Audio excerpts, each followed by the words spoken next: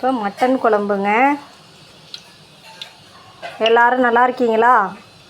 இப்போ நம்ம மட்டன் குழம்பு பார்ப்போம். பெருஞ்சீரகம்,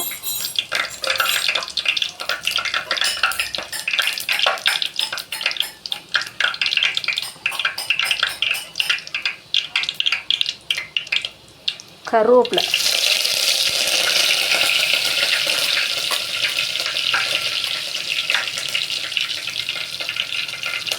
வெங்காயம்,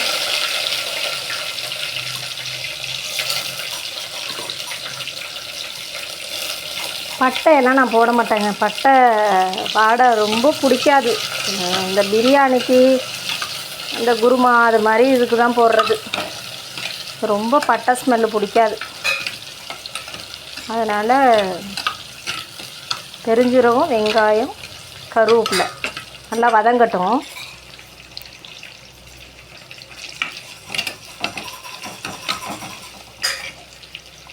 ஏற்கனவே கறி வேக வச்சு அதில் வெங்காயம், தக்காளி, மஞ்சள் இதெல்லாம் போட்டு வேக வச்சாச்சு. வேக வச்சு இப்போ வெங்காயம் வதங்கிட்டா தக்காளி,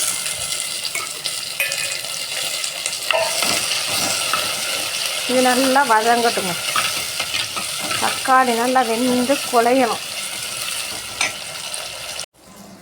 இப்போ அந்த அதில் வதக்கி விட்டு வைப்போம்லங்க. இப்போ தாளிக்கிறதுல வதக்கி விட்டு வைப்போம்ல. இப்போ இது மாதிரி போட்டு கரைச்சி, இது எங்கள் மாமியார் வீட்டு ஸ்டைலு. இந்த மாதிரி வைப்பாங்க. இது நல்லாயிருக்கும் இந்த மாதிரி வைக்கிறது. மிளகாத்தூள்,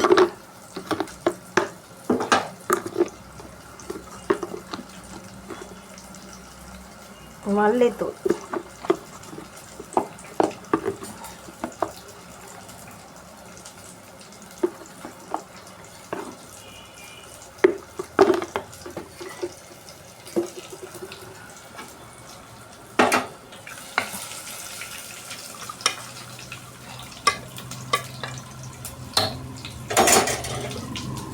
இப்போ இதை ஊற்றுவோம்.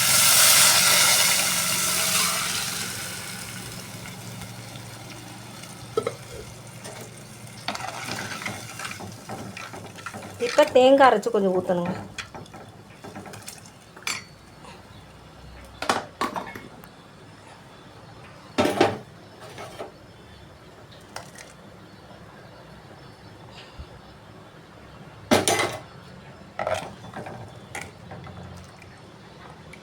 எப்படி இருக்குங்க அதுங்க? நல்லா கொதி வரட்டுங்க. இப்போ உப்பு கொஞ்சம்,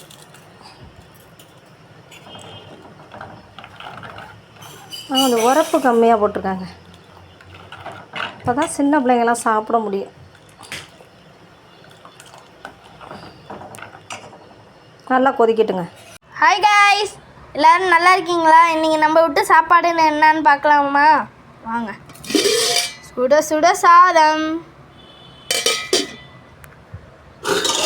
அப்புறம் மட்டன் குழம்பு. பாருங்க, தக தகன்னு இருக்கா?